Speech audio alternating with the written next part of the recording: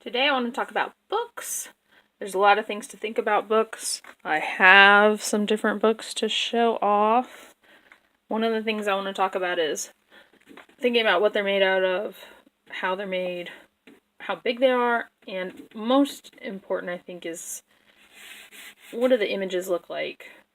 For example, you can have a book like this that has photos in it. Photos are really good when you're first learning language and first starting to make that connection between words and images. So to have it realistic, it's actually what kids see in their daily life. So a lot of times you can find really good photo ones in the sort of early baby books. And then you start moving into drawings. These drawings are pretty realistic. That looks like a person. That looks like a hammer. But sometimes you get into drawings that are very abstract. I don't have a lot of those because I try not to buy them, but, for instance, that is sort of an abstract monkey.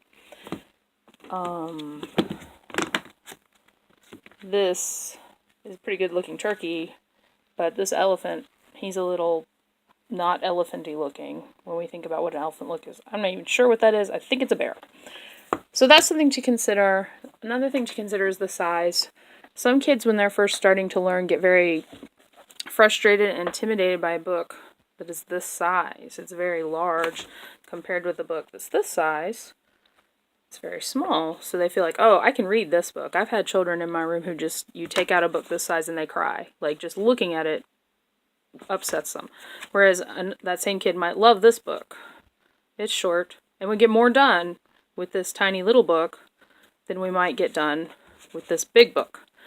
So that's something to consider. Another thing is to consider board books, which are these kind of fat books with the fat pages, are a great way to start so that they can handle the book. Then you don't have to worry about it tearing up. Here's another board book. It's got those nice fat pages, whereas this one has these little skinny pages. But it's still better to have a smaller book that they can hold and try to turn the pages than to get these bigger books, although sometimes these bigger books are fine. One of the reasons I like these two books is they're both picture dictionaries, and picture dictionaries have a lot of different pictures, and usually they're, this one's, for instance, an alphabet book, so it has a lot of common items for a child. And you can usually find these anywhere. They're usually called visual dictionaries or picture dictionaries. This one's even in Spanish. But this one I really like because it has all sorts of stuff that is related to a small child. So it's their world. You want it to be related to them.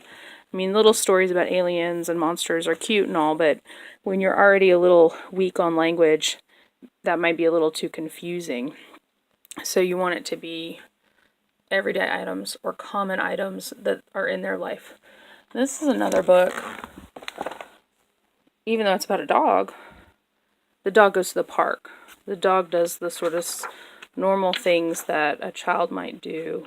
In this book, everything he's doing is in the park. He's running, he's playing. So those are great activities that a child would understand, sitting in the grass.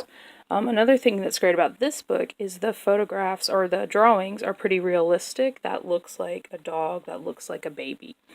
That helps the children. Another thing to think about is a busier scene versus a more plain scene. So a child who's worried about, trying to learn all these new words and trying to make these connections and figure it out, this type of picture is better. When we're talking about the dog, here's the baby. That's it, and another dog. But over here you got a little bit more going on. So this book I would consider sort of medium. It's a little advanced. There's a lot going on in this picture. And when you're comfortable with simpler books, this picture would be fine. But when you're first starting out, that picture might be overwhelming. There's too much going on. So for an example of something that's less, there's less going on. On the whole 2 pages, we've got 4 little critters. And they each have a nice solid colored shirt. There's no background. There's no story in the background. This is a great book to start off with. This is another great book to start off with. It's about this one dog, and he goes to different places but there's that consistency. It's very kind of zoomed in. There's not a lot of background noise. There's not a lot of stuff going on in the background. Same with this book. Even though they're not realistic, there's not anything distracting. When we say, hey, where's the monkey? Here's the monkey. Where's the cat? Here's the cat. This book has one picture on each page. That's great when you're first starting out and you need to be sure. Hey, heron. This is the heron. What's the heron? Oh my gosh. Nothing in the background to distract me. But once you get used to that sort of book, you might want to move up and try something with a little bit of a scene. A little bit extra going on. So now there's some bears and they're obviously doing something, but it's not, there's still no background. There's still no distractions back there. Here is even better. We got one little thing going on. Not a huge, what's going on over here, what's going on back here. You can get to that, but when you're starting out, think about that. So here's the next one where you kind of want to go next. There's nothing on this page, which is great. Not distracting me. I know I'm supposed to look over here. And so there's a little bit going on, but not a lot. There's not a lot of details. There's no different colors. It's all muted. And this is also common stuff, everyday stuff. Everybody sees rain. Most people see a rainbow. Flowers are pretty normal, everyday stuff. It looks like a child. They can relate to that. So we want to think about either photographs or realistic drawings. Think about the background noise, the background stuff that's going on. It's very distracting. And think about whether the book has things that relate to a child's everyday life. If the book is all about space aliens, you know, how is that really going to, help them with their daily life? Here's another example. When they go to the park, I don't know who this author is. Still don't know, but when they go to the park, every kid goes to the park, right? So she's on a slide. Every kid has that experience. She has a mom there. It's a very normal, average kid experience. But see, there's a little bit extra going on. Now there's a doggy. He's running around. So there's two things happening. There's the girl. There's a doggy. You can even say, hey, what's the mom doing? There's still a dog. Mom, girl. But it's focused in. It's not like, tons of stuff going on. This one's getting a little bit more advanced. There's more stuff going on. It's still a nice thick board book, but now there's like this, what's this, what's this, what's that? There's a lot going on. Oh boy, look at all this. There's a lot of stuff going on.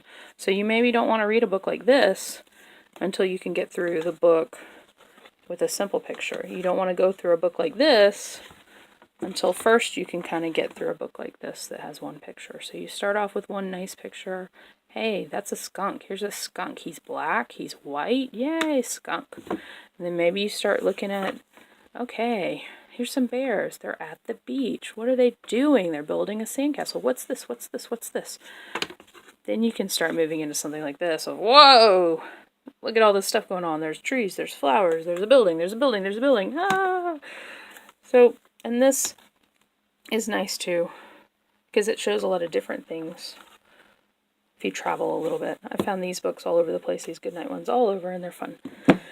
So those are some things to think about when you're looking at books. I want you to think about, let's go over it again, whether they're photographs, whether they're realistic drawings, whether they're space aliens, you know, maybe wait for space aliens till some of the language skills have caught up. Whether the background noise might be distracting. So some kids get so distracted by that stuff in the background, they're not focused on what the story's about. They're focused on, hey, in the background there's an airplane, but the story's really about the kid at the park. But now I'm looking at tiny things in the background of the picture instead of paying attention to what the story's about and listening to the vocabulary there. And it's always best to do some common everyday items. I think everybody should have these picture dictionaries. So you have a lot of vocabulary with an image to go with it right away. And you can just go through it and be like, oh, can you find the cat? Where's the cat? Ah, here he is. Yay, let's touch that cat. Yay. You know, or can you find something orange? So you have some different things. Oh, I think the kite is orange. Oh, there's the dog barking. Must be time to stop. All right. Thanks for listening to me about books. I hope you make some great book choices in the future. Bye.